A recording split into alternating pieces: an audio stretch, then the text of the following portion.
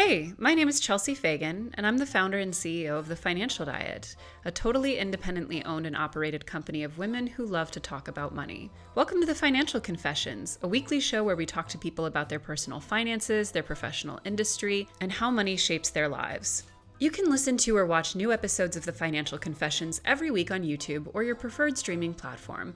You can also support TFD and get exclusive access to our entire catalog of ad-free bonus videos, workshops, Discord community, our book club, and more by joining our members-only community on Patreon or YouTube.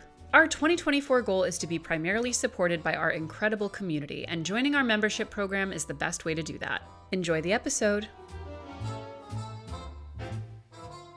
This week, in keeping with this season's theme of talking to real people who are dealing with real, actual financial struggles, in addition to financial triumphs, jobs that are not social media influencer or best-selling author, and just generally all angles of financial relatability, we are speaking to someone today who checks quite a lot of boxes in terms with dealing with things that a lot of people in life end up dealing with financially, professionally, etc. She's someone who has navigated these situations with grace. She even has a podcast where she talks really candidly about these subjects, but she is someone who in the span of just a few years paid off $40,000 in debt, got divorced, and lost her job. So talk about the peaks and valleys of financial living. She has definitely been through, if not it all, quite a bit of it, and is gracious enough to speak with us really openly about all of those subjects and the implications they have, financial and otherwise.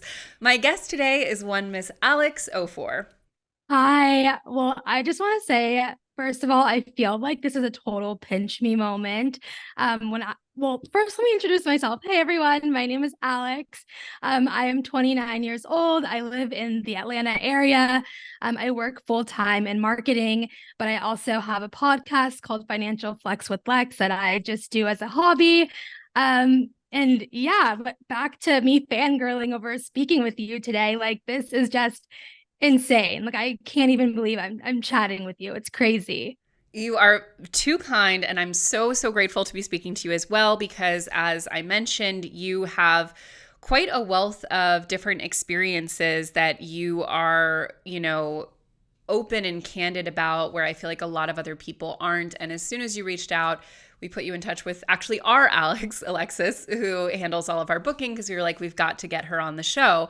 Now, just to kind of start it off, so to set a timeline, you paid off your $40,000 of debt in 2021. Is that right? Yep, that's correct. And then in 2023, that's when you had both your divorce and your job loss. Yep. So all in a really kind of short span of time. So to start with the debt, can you break down what comprised that $40,000 worth of debt and what your approach to paying it off was? Yeah, definitely. So that 40,000 all came from student loans. I graduated college in 2016. And it wasn't until the end of 2016, beginning of 2017, that I decided to tackle paying off my debt. It wasn't something that I even thought I could do in a few years. My ex-husband at the time, who was like my boyfriend, I was over at his house I was always complaining about money, like just so stressed out about it. And his dad overheard me in the kitchen and was like, well, do you have a budget? And I'm like, no, I don't. And he was like, okay, well, like, let's sit down, make one. And as we were making my budget, he was like, if you really buckle down, you could probably pay off your debt in 2 years. And I'm like, wait, what? Because I had in my mind that I was just gonna, pay them off by the time I was like 50 or 60. And I'm like, well, if this is actually possible, then like I'm game. And so I kind of just took the information that he gave me and ran with it like so hard. So 2017, I really started to get laser focused on paying off debt. 2019, I got married. So during that time, we pushed, like, I wasn't paying as much toward my debt because we cash flowed the wedding because we didn't want to go into debt just to have a wedding. And so once we got married in 2019, We paid off his student loan debt, which was, he had about 10,000 remaining. So we paid that off. And then we started to attack mine. And I honestly, like, I credit like the pandemic for us being able to pay as much as we did, because during those 2 years, no interest was accruing. And thankfully, we were in the position where we both still had our jobs. And we were like, okay, well, when will there ever be a time for like where no interest is accruing on our student loans? Like, we might as well just like get it out the way while we can. So we made the decision to break our lease at our apartment at the time and move in with his parents. So we stayed there for 2 years while we paid off the remainder of my student loan debt. And just for the record, we do have a lot of questions from our audience about your story, which we will get to. But in the meantime, so to kind of move through the timeline, so you make all of these, you accomplish all of these huge financial achievements. You're in a really good space financially, and then a year later, essentially, you have in the same year a divorce and loss of your full-time income. Can you walk us through? I mean, obviously, you don't need to share the details of your divorce from an emotional perspective or anything, but from a financial logistical perspective, can you talk about navigating those two things in such a short span of time? Because I know for most people, those are two of the most potentially financially devastating events that one can really go through. Yeah, I mean, it was insane. I will say that I think my divorce may differ a little bit in the fact that we hadn't really accrued much assets together. So it wasn't like we had a house. We didn't have, you know, we didn't keep our finances joint. Like, we always had my account and his account. And like, if we ever needed money from each other, it's like, oh, like, let's just send it via like Cash App, Zelle, like, whatever kind of thing. So when it came to the separation, it was more so like, okay, well, these are the items that we have, like household items, like living room stuff. Like, we'll sell that and split everything down the middle. Like, it was very much like that. There was something that, so I don't know if you were aware, but like, when it was, when there were talks about student loans being forgiven, if you had been making payments during the pandemic, you could ask for a refund and get that money back. And so we had done that. And so I had gotten a Pell Grant while I was in school. So that qualified me to get like, if student loans were forgiven, I would have gotten that 20,000 forgiven. So we requested a refund for 20,000 back from my student loan providers. We got that back. And so part of it was sitting in my account and part of it was sitting in his account. And even though I was down bad, like, I feel like I can't talk about my divorce without mentioning the emotional aspect of it. Like, it was by far the toughest thing I ever had to deal with, probably not only in my adult life, but just in my life, period. And I was just emotionally like not okay. But I was like, I need to make sure that I get in writing that they're like, I need to draft up like a janky little contract and make sure that like that money goes back to my student loan provider. So I'm not like, once this divorce is finalized, I'm not on the hook for, $20,000 that I've essentially already paid back. So financially, for the most part, it was pretty smooth, pretty clean, pretty easy. I had to kind of stand up for myself and make sure that like I did things that were in my best interest, even though it felt weird. And that's pretty much how it went. It was pretty, we didn't have much, so it was pretty easy to split everything, to be honest. Well, on that note, with it being so emotionally devastating, when you reached out to us and kind of shared a little bit about your story, like a lot of it is obviously very financial and logistical in nature, but one would imagine, I mean, listen, I'm sure there are some couples who consciously uncouple and it's like, we loved, we must say goodbye. And then they, walk their separate ways and become best friends. I'm sure that happens. But for a lot of people, it's a very profound form of grief to lose your spouse, your partner. It's not dissimilar from other forms of grief. And, we've spoken before on the channel with people who, for example, lost a loved one and had to navigate the finances of that while also dealing with this enormous emotional burden. Can you talk a little bit about the practicalities of, like you said, drafting up legal frameworks, advocating for yourself, managing the financial aspect of it as someone who is very financially savvy, while also kind of giving space to, the emotional trauma that you were going through? Yeah, it's like wearing two different hats because it was really hard for me to be very like logical, cut and dry, black and white, because it was like this was at one time like my best friend. And it's like I'm used to caring about this person's feelings, and not that I don't have to care about this person's feelings, but I am now putting myself first because divorce turns people into someone else, and it may not even be like any fault of their own. It's just the emotions. Like it's just a really, really emotional thing. And especially if you feel like you've been wronged or slighted, or you feel like you've been putting your emotions and your feelings on the back burner for so long that like now that everything's blown up, you're like, screw it. Like, I'm going to put myself first, and I don't really care about what this other person has to say or do or think or feel.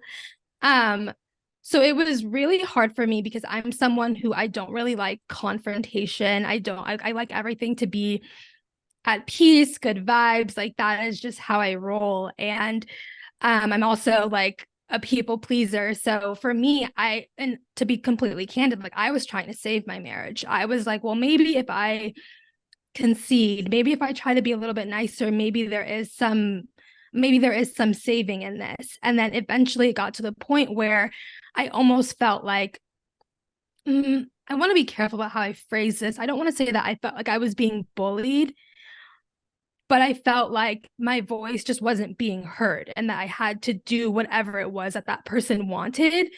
Um, and eventually I just had to find my voice and say, okay, well, you know what, I have to stick up for myself. I'm so thankful that I have all of these years of financial knowledge that I'm able to I'm able to the like have access to our bills or credit card accounts or whatever. Like I know all these informations. So like I don't have to talk to you if I don't want to, because I didn't like stick my head in the sand while we were married and like ignore our finances. I was very much like involved in our finances. And so with whatever information that I needed, I was able to get. Um, but yeah, it was really hard, and it was really tough to navigate because it was like I still care about this person, I still care about how they feel, but then it got to a point where I was like, okay, I have to put myself first. Like I am kind of wasting away here, and if I don't know what will happen to me if I continue down that path, so I have to just like stand up for myself. When you mentioned that divorce can bring out, essentially a really ugly version of yourself. We've had divorce lawyers on the show before who talk a lot about that. And obviously, when divorce gets very acrimonious, nobody benefits really except for the lawyers at that point. Do you have a piece of advice for people who are navigating a divorce to hopefully do what they can, even if, let's be honest, there are many circumstances of divorce where one party does something incredibly odious to the other person. They cheat on them, they betray them, they abuse them. All kinds of things happen to, end a marriage in ways that are inherently not amicable, but through the logistical, legal, financial process, in terms of minimizing the extra time, damage, potential legal fees, all of that. Do you feel like you have advice for someone navigating that situation? Yeah, I think I would tell someone what my one of my best friends Shayla told me was just keep your character intact. When I was going through my divorce, I didn't know anyone that was like my age. going through a divorce outside of my friend. And so when she was one of the first people that I called up, and just that was a piece of advice that she told me, was just like, never let them question your character. And I just kept that mantra in my head through it all. It's divorce is emotional, it's exhausting, it's just, honestly, I wouldn't wish it on like my worst enemy. It's just a drain.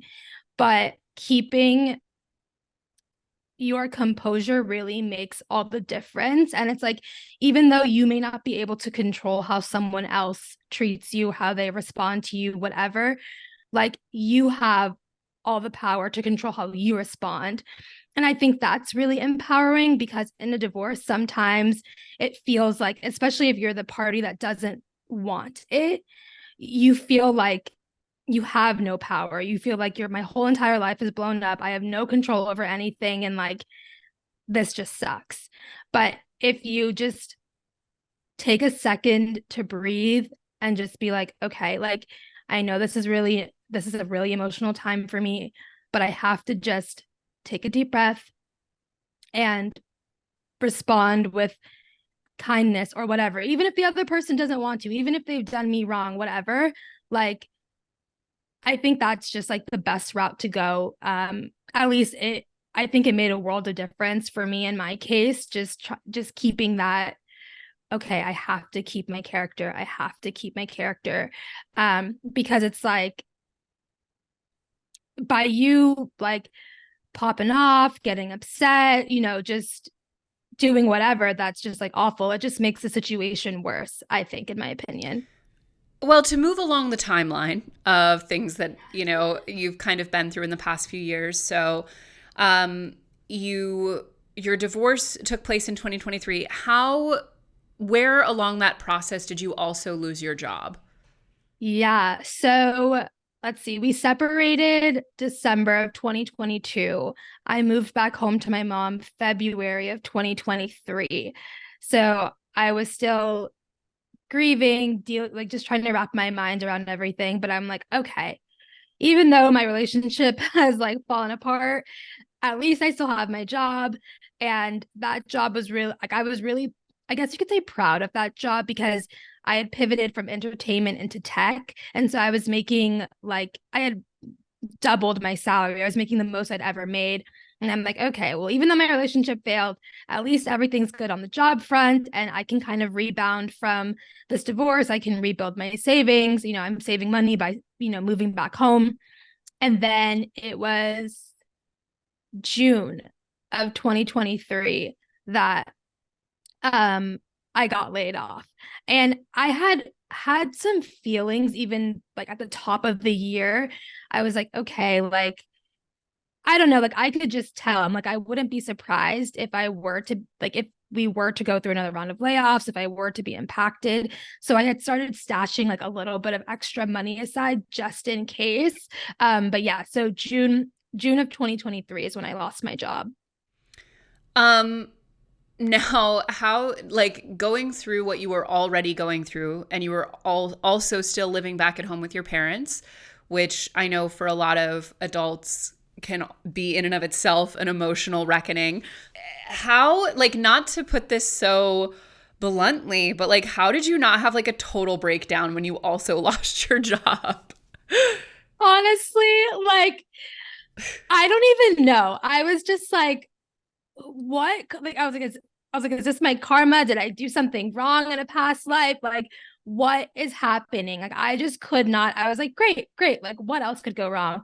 But I also think that I was just like so shook from my divorce that like my layoff was kind of like, I think I handled it a lot better, because I was just like, well, I mean, I've already gone through like the worst of the worst. So like, what's next, kind of thing. And yeah, I mean, I struggled. Like, I honestly just felt like, I kid you not, like the world's biggest loser, honestly. Oh. Like, even though divorce, layoffs, having to move back home with your parents, like all of that stuff, I'm not the first person to ever go through that. That's so normal.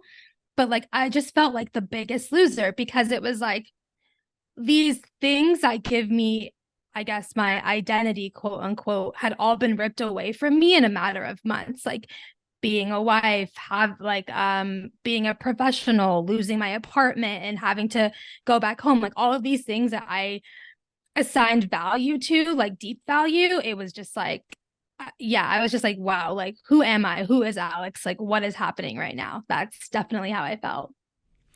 You know, it's funny that you say that, like, in some ways, already going through, like, the craziness of the divorce, like, my problems last year were very, very different from what you went through. And, you know, at a different scale, yours were obviously, I think, much worse in a lot of ways. But by the time this airs, I will have done a video on the subject. But I talked about it a little bit in a previous video, but like I had a very, very difficult, especially like Q3, Q4 of 2023 for a lot of like financial professional reasons. And like something really bad happened like toward the end of the year that like I think in other circumstances I would have lost it. But in some ways I almost just like started laughing. I was like, this is so comical at this point. Like truly throw it on the pile at this point. Who cares? And I think there is something to, you know, so much, it's like a cliche to say, but I think it's true that so much of our worst fears do lie in anticipation and in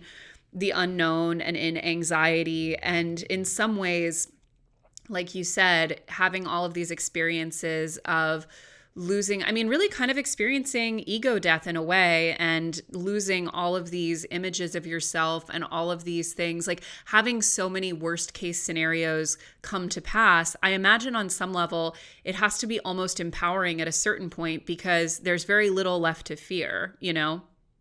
Yeah, I that was said so perfectly. Yeah, there really wasn't anything left to fear. I'm like the only thing at that point that could have been taken away from me was like my health. Like that Yeah. was it. I was just like, okay, like there's nothing left and this is what life is and I just have to take it one day at a time and get through it.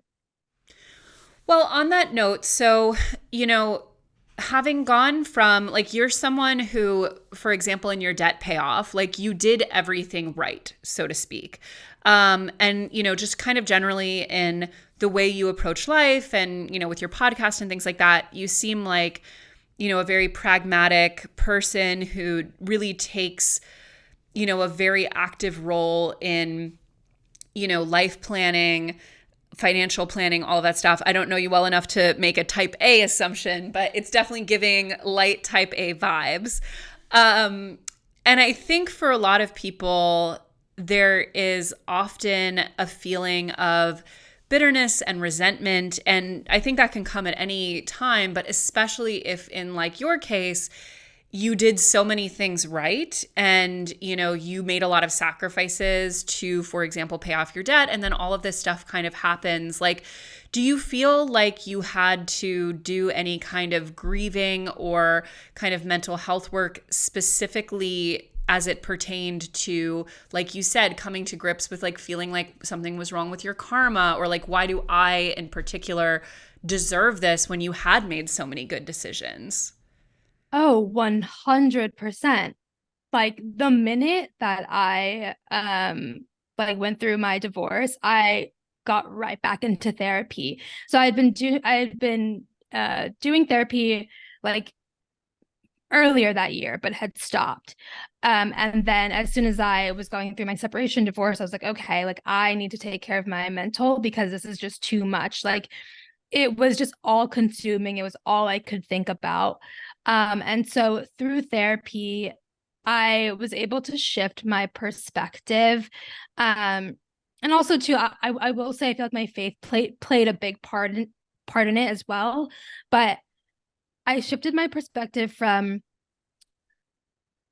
why is this happening to me to what is this trying to teach me? What is this trying to show me?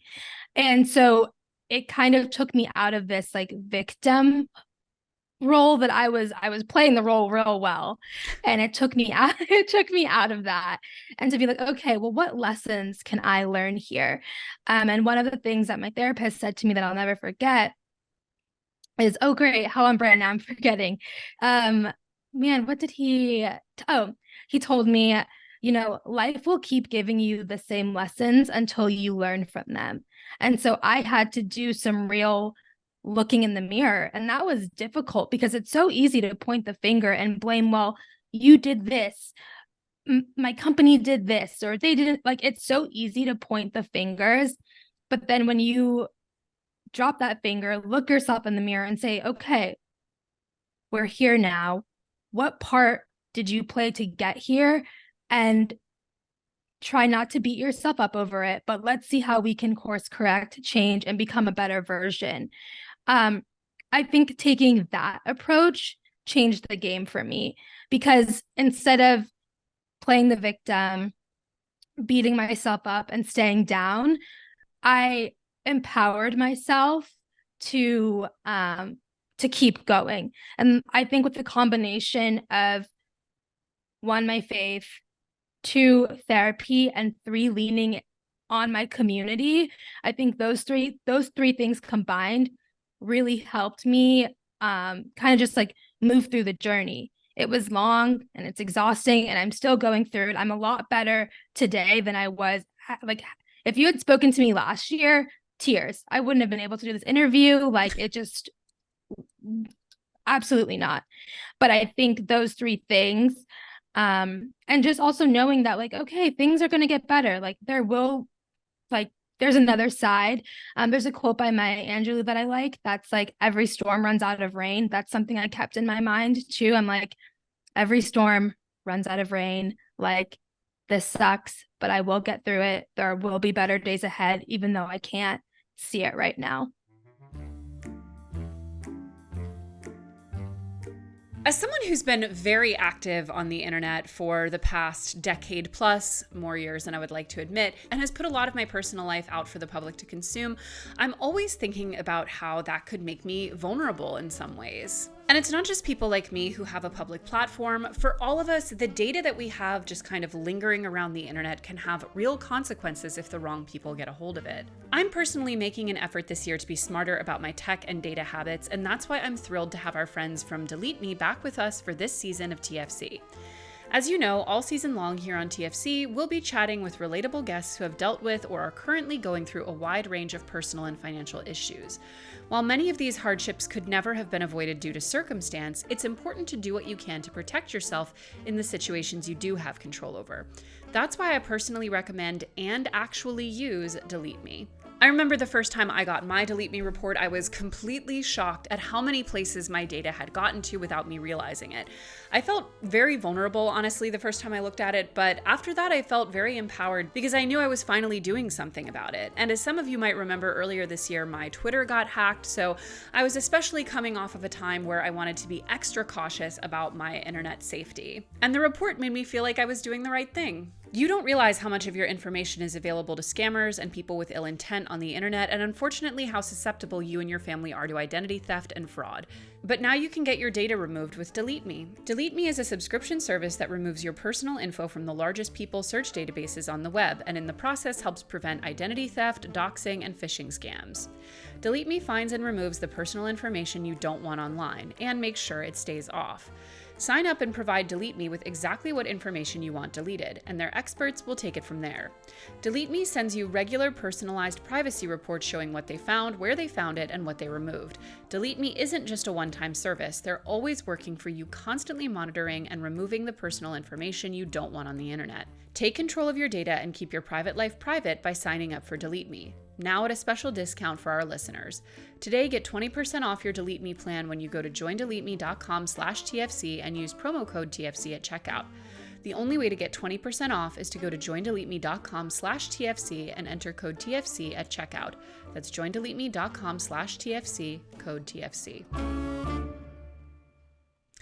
You mentioned your faith helping you get through. I know for a lot of people who are, for whom religion is a big part of their life, obviously it can bring wonderful things. But in the case of things like, for example, divorce, a lot of religion and specifically religious communities can hold a lot of shame and stigma and a sense of failure around something like divorce. Can you talk about if that kind of played any role in your emotions of separation? And if so, kind of how you got to a healthier, sort of unburdened place with making the right decision for you?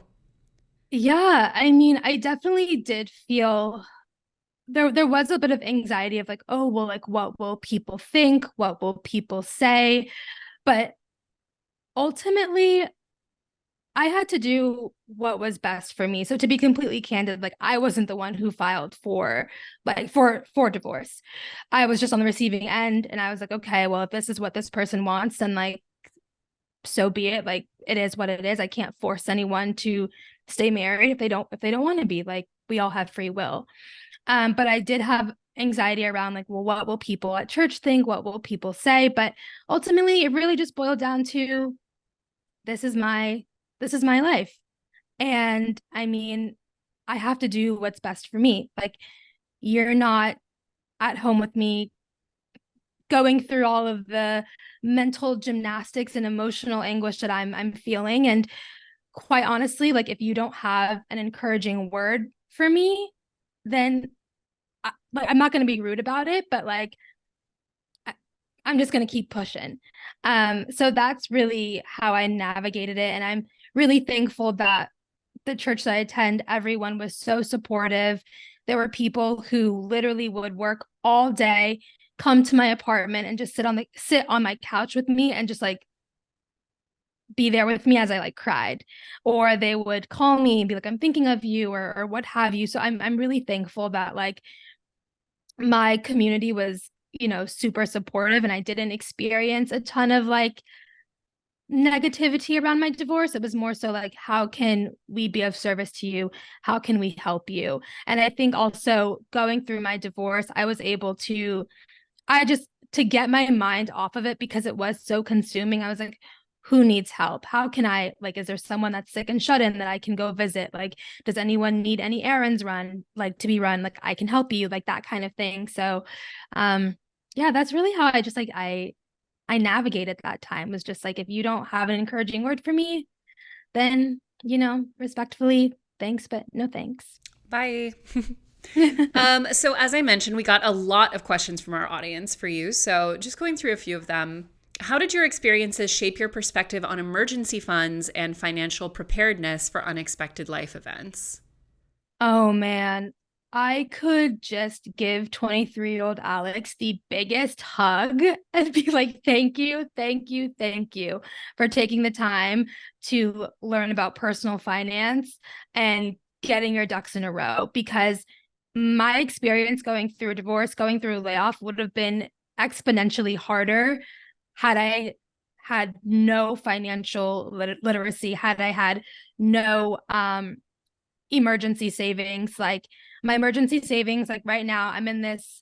It's really annoying because I feel like I can never get myself to a fully funded emergency fund because something's always happening in my life, like literally always. And it's so frustrating.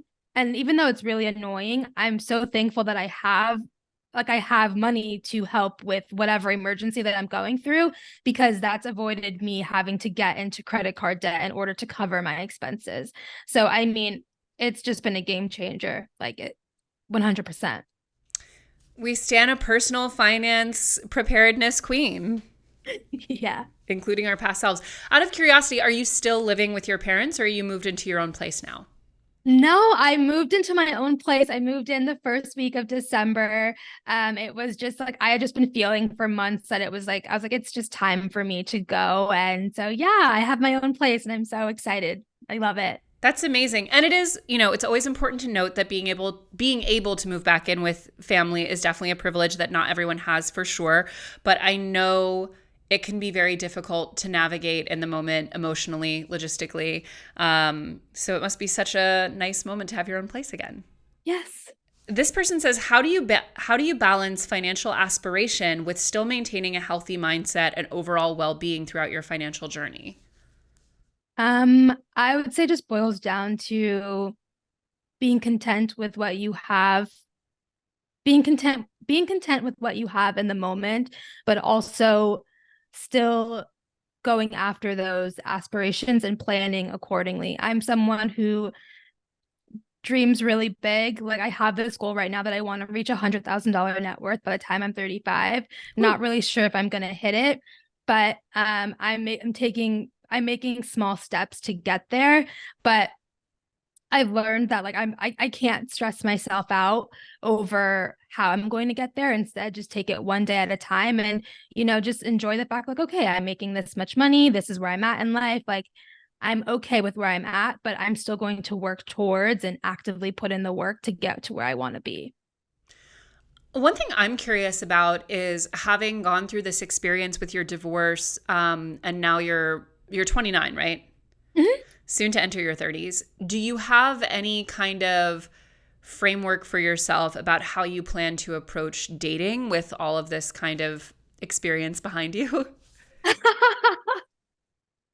I've literally been thinking about that because my therapist had recommended that I do not date for at least a year. So I'm coming on like a full year of being like single. And I'm like, okay, I think I'm kind of ready to start dating.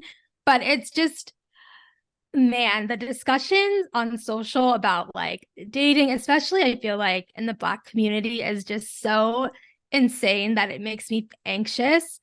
Um, so I haven't really given too much thought into like how I'm going to navigate dating. I especially too when it comes to finances, like I don't know. As someone who does not get targeted with dating content generally, because I think the algorithm knows I've just been with my husband for since social media has existed. What about the dating conversation that you see happening kind of gives you anxiety?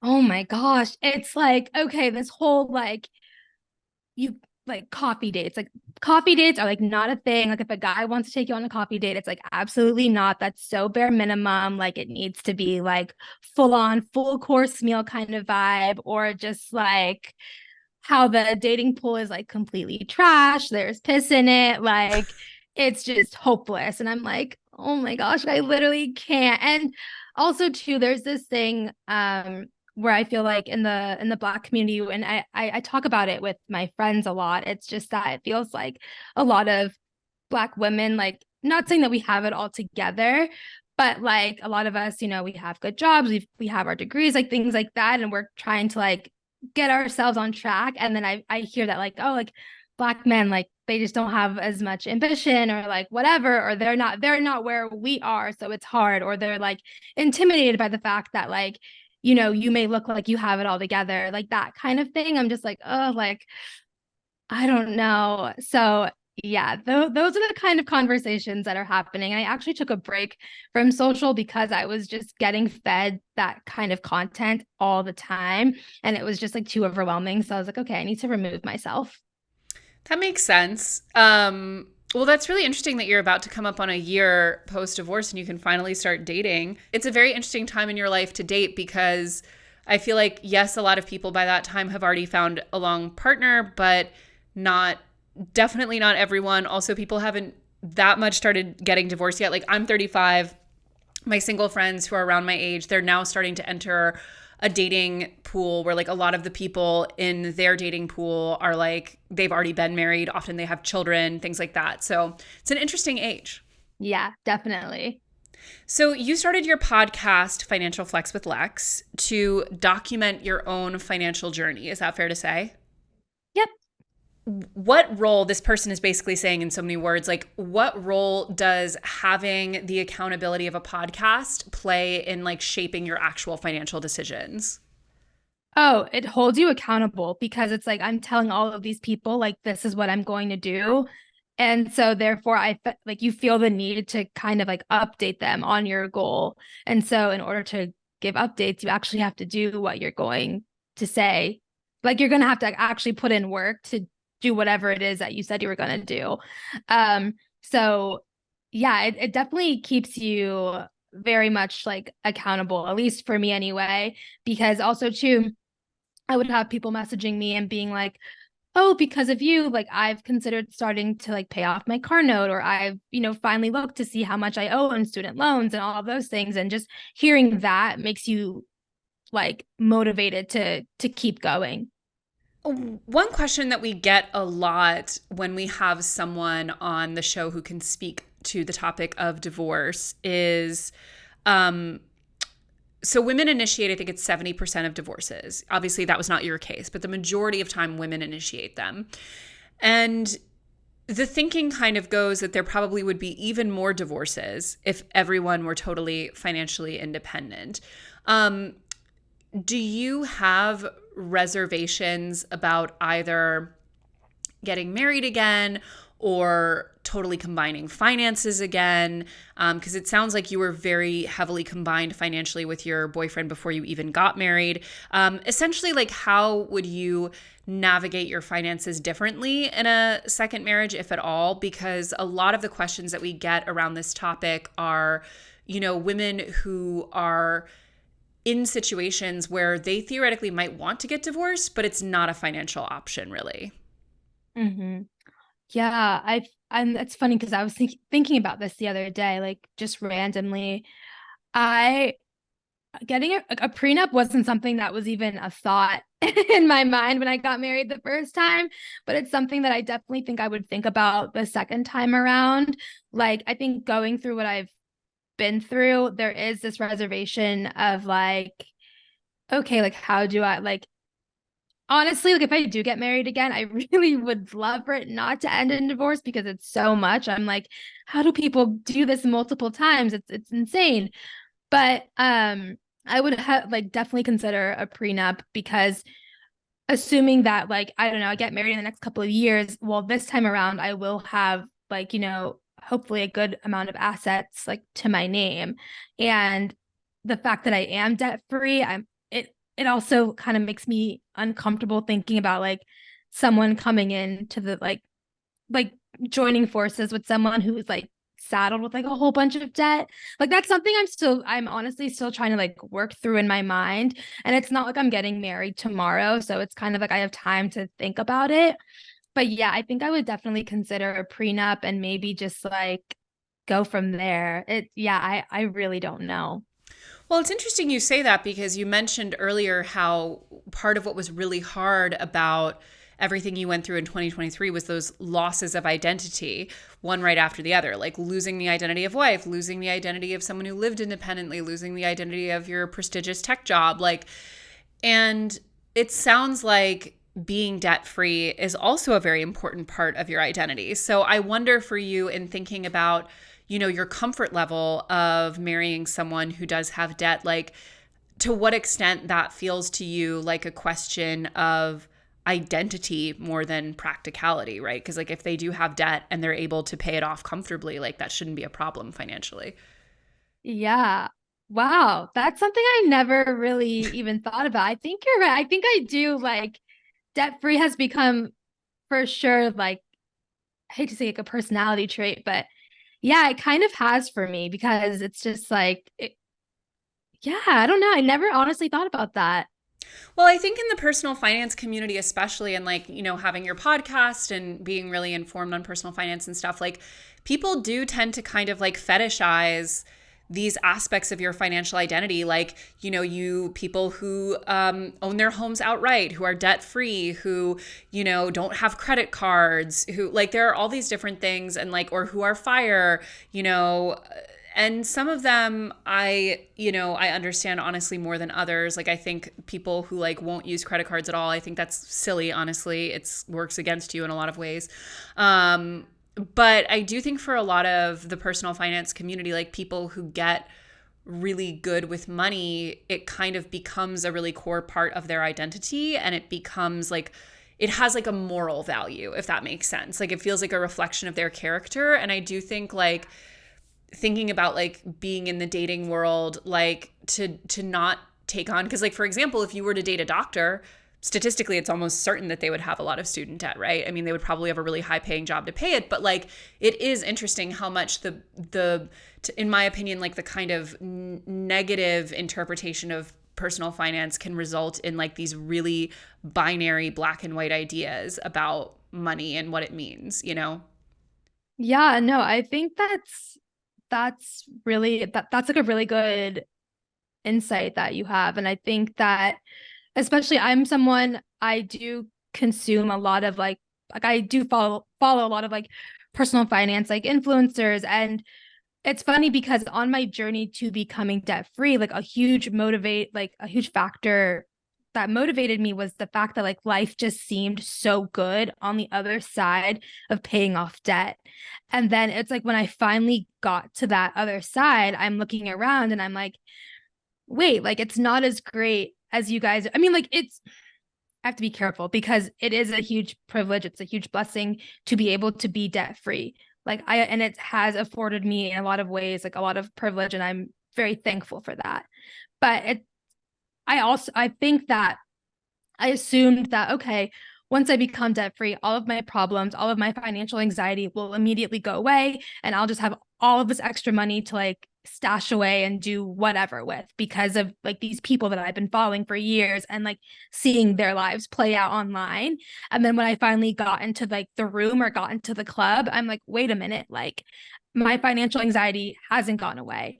Like I haven't been able to like save a crap ton of money because it's like I've been having to deal with like other life issues that pop up. Like life doesn't stop. Also the fact that I was in a relationship at the time becoming debt free and now I'm no longer, it's like navigating that. And that's something I also haven't really seen a lot in the personal like finance community.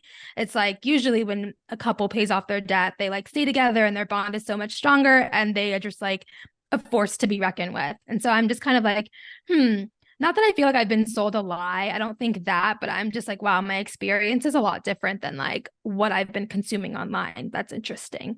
I mean, you say that, but there's been a lot of divorces in the personal finance community. A lot. I don't think they talk about them very much, but like a lot of the men in the personal finance community have gotten divorced. And I say personal finance kind of generally because I think it's like the overlap of like pure money stuff and then like the like life hacking advice bro type stuff. But like a lot of those men have gotten divorced.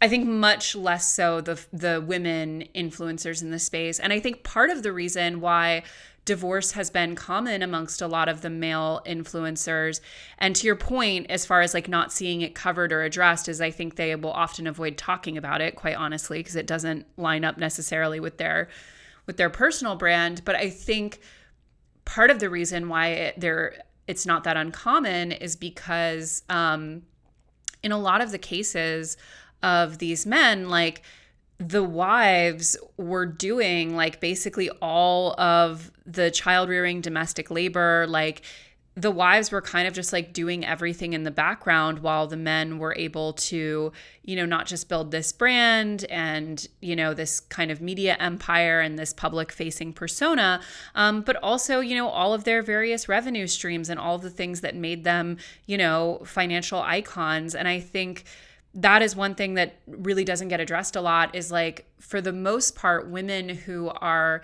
in this community or otherwise, like women who are, making money, building these platforms, educating, all of that stuff, they're usually also doing a lot at home as well. It's not nearly as common in this dynamic for like the woman to have like essentially a stay-at-home dad, or the man who takes on the majority of the labor. And when you look at like what leads a lot of women to divorce, it is that dynamic of like they're expected to basically do everything. Right. Yeah. So as a remaining question, so we have two left. Okay, number one is, can you share insights into the financial adjustments that you had to make following your divorce in 2023, specifically as it pertains to like, as we all know, it's a lot cheaper to live as a couple than as an individual. So like, can you talk about like specific adjustments you had to make? Yeah. So let's see. I'm still in the middle of like trying to adjust because I've only been living on my own for for the last 2 months. So I think like paying rent by myself has been like a huge adjustment. So when I was looking for an apartment, I was really strict on like, okay, it has to be like the 30% rule it has to be like 30%, like less than 30% of like your take home pay or like something like that. But I was, really strict on like what I could afford as far as rent goes. Um, Grocery shopping has been like insane. So I'm trying to keep that under like $100 a week because I'm like, it's just me. It's a lot cheaper to feed one than it is to feed two. Um, what else? I think those are like the two biggest adjustments I had to cut out. So I was someone that like I loved to get my nails done. I have become like a press-on girly. Right now my nails look like crap. So there's that. But yeah, so like not going to the nail salon because it was insane. Like I was like, I cannot be paying like $100 to $200 like every 2 weeks to get my nails done. Like that's crazy. And I think the one of the biggest adjustments is that even though I work full time and full transparency, I make $73,000 a year. Like I picked up a second job because like my financial anxiety was like I just felt like between like after taxes and like putting money away for like retirement, all that stuff, I was like I feel like I didn't feel comfortable with what I was left with every paycheck. So I was like, okay, then I just have to get a part-time job. Like I'm thankful enough that like my full-time job doesn't leave me mentally drained by the end of the day. So I picked up a job at like a fitness boutique and I'll be working there like 20 hours a week. So I think those are like the biggest adjustments that I've had to make. That is a lot of work. You better be careful. Don't burn yourself out. Okay. So as a last question, what is the single biggest insight that you gained about managing finances during periods of significant life transition, such as paying off debt, going through a divorce, losing a job, etc.? Probably that you have to stay on top of it. Like it's not something that you can just like passively do. You really have to be intentional with the time that you set aside to like review your finances and make adjustments as needed, because if not, things will get out of control real fast.